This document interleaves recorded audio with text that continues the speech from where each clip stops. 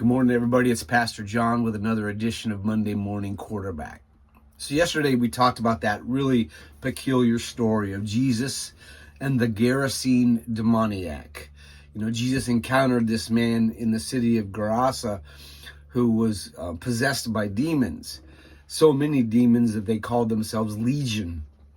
So when Jesus encounters this man and he asked him his name, that was the response, Legion.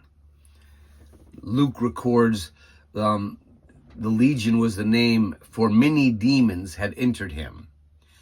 In their gospel commentary to the Gospel of Luke, Amy Jill Levine and Ben Witherington III write this: by demanding the demon's name, Jesus demonstrates his authority. The name Legion refers to a Roman army unit containing 5,000 to 6,000 men. One could conclude that the demons symbolize Roman authority. Just as the demons possess the man and strip him of his resources, so do the Romans possess the lands and people and take what they want.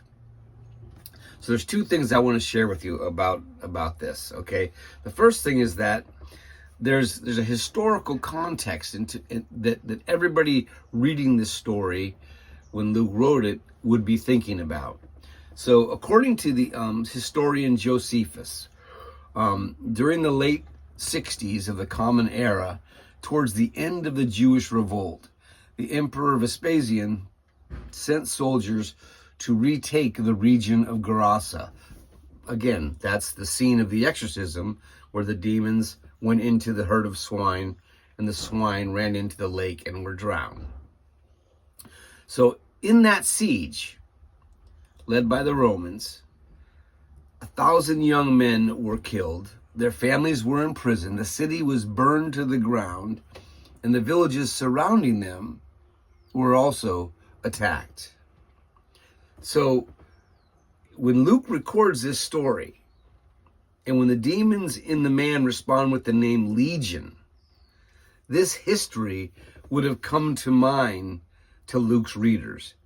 Remember that Luke's gospel was written about 20 years after the Jewish revolt, even though it depicts events that took place decades earlier. The readers of Luke's gospel would have made that connection to that event immediately. It was a commentary, if you will, on the futility of imperialism. The second thing I want to share with you is that when the demons, Legion, that occupied the Gerasene man encountered Jesus, it begged, just don't send us to the abyss. And that was the word that was used. Well, the abyss that they're referring to is this place of captivity for evil spirits and fallen angels. The abyss was like the depth of the sea or under the earth, the primeval world of gloom and darkness. So rather, surprisingly, when the demons ask not to be sent to the abyss, Jesus permits Legion to enter into a herd of pigs instead. Of course, then there's the ironic twist. After Legion was allowed to go into the pigs, Luke writes, the herd stampeded down the steep bank and into the lake and was drowned. Into the lake, or into the depths of the sea, as it were.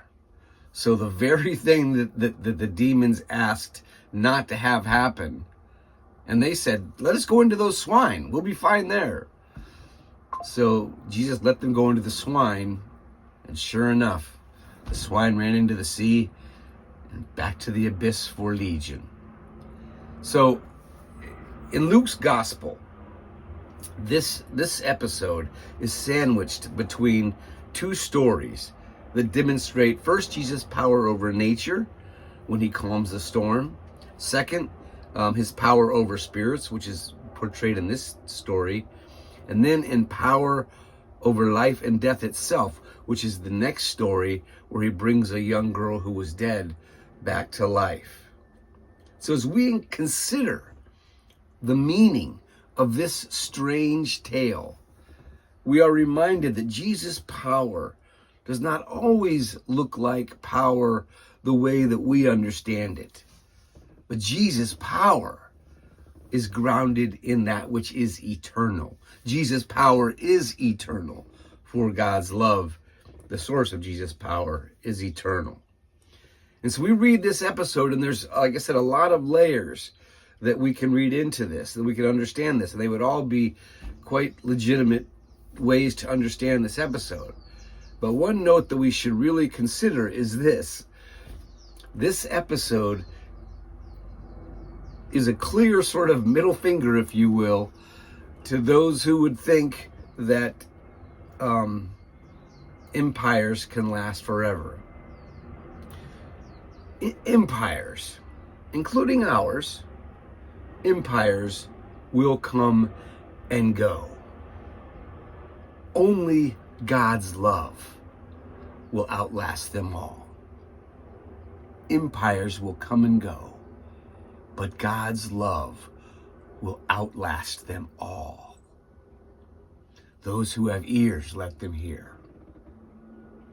Have a wonderful week, my friends. God bless.